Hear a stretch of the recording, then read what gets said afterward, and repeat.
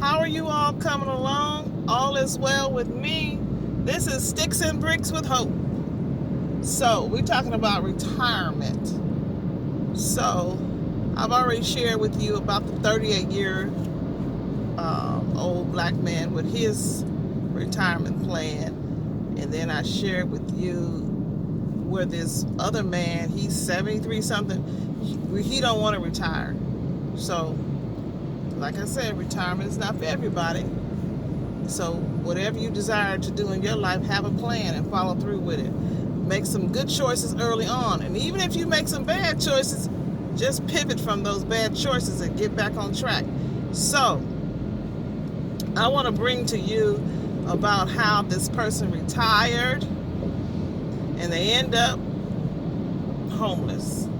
How did that happen? Well, one did not understand that you do not necessarily make the same amount of money when you retire if you don't plan. So say for instance, in this situation, they were a federal employee.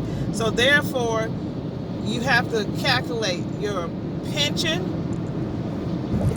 your thrift savings plan, and your Social Security. You have to put all that together and have some other sources also, some savings, because the most important thing when you retire, where do you want to live? Because sometimes your pension is more than your rent, or your pension is more than your mortgage. So you have to really factor in, where am I going to live when I retire? Because if I was paying $1,300 for rent when I retired, well, $1,300 rent before I retired, and now I retired and I'm only getting $1,300 in pension, with pension, Social Security, and your thrift savings plan, then how are you going to eat?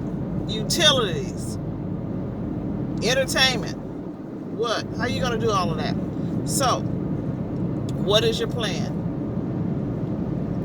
So they could not pay their rent. So then, it's my understanding with this particular person, they always had a budget shortfall. So some kind of way, budget and their life choices didn't work out together. So they eventually became homeless in retirement.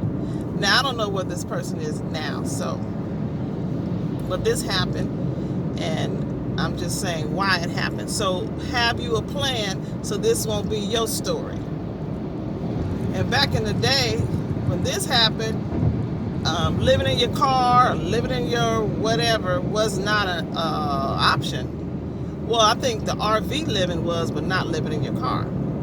Because, we moved from different names of people that are unhoused. So this particular season that I'm talking about for this person, that wasn't an option for them. So I think a lot of that person's situation was facing their fears and dealing with the pride and the shame of it all, because people allow that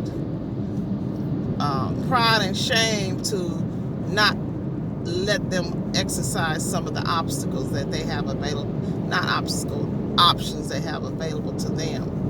Because, they done worked on this job for over 25 years, so they know people. So someone would have, gladly assisted them. But then a lot of times, when you have those mind obstacles and you haven't dealt with them in many, many years, that could be another roadblock. So it's unfortunate, but that's that person's story. And we pray that they are all right today. They pivoted from that homeless in retirement. So, again, like, comment, share, and subscribe. And think about sharing your space with people in their retirement if they plan. Because you don't want to be rescuing people, because, see, the people have to be in the mindset to want to come to your space and be positive and work out for everybody.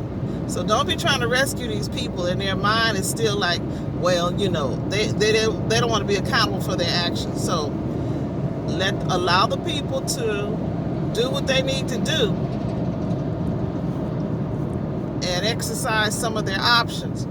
But don't allow them to come in your space and wreak havoc, because I mean, once you're unhoused, it's a process to get back to where you may desire to be. And there's a lot of resources in today's times, but when that person was homeless, that it was a different situation, or unhoused. So we must pivot and move forward in all of these situations in our life, because stuff happens. People think, oh, so and so. Everybody's different. Everybody's different. So what might impact you may not impact somebody else.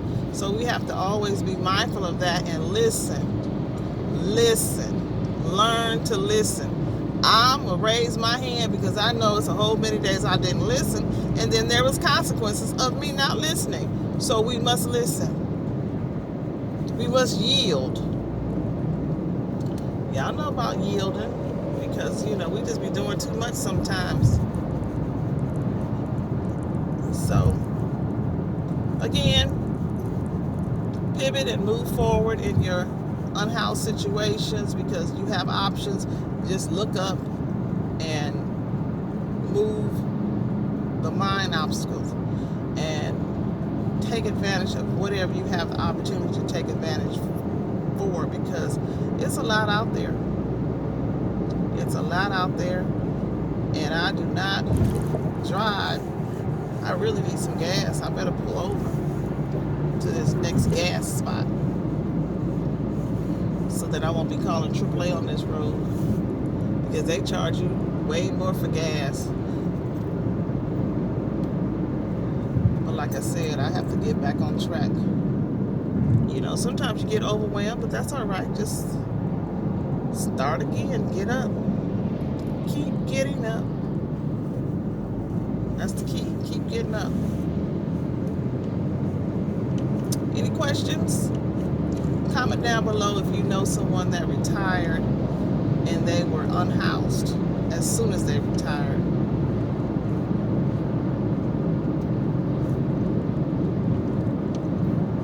I just say this in general. Go where your money spends. I'm just saying that in general because that's an option. But I don't know these people's story. I just know they were unhoused right after retirement. But with the understanding that the person said that they always had some kind of budget situation. I mean, they really didn't even have a budget. I'm just saying a budget situation. So, we'll see.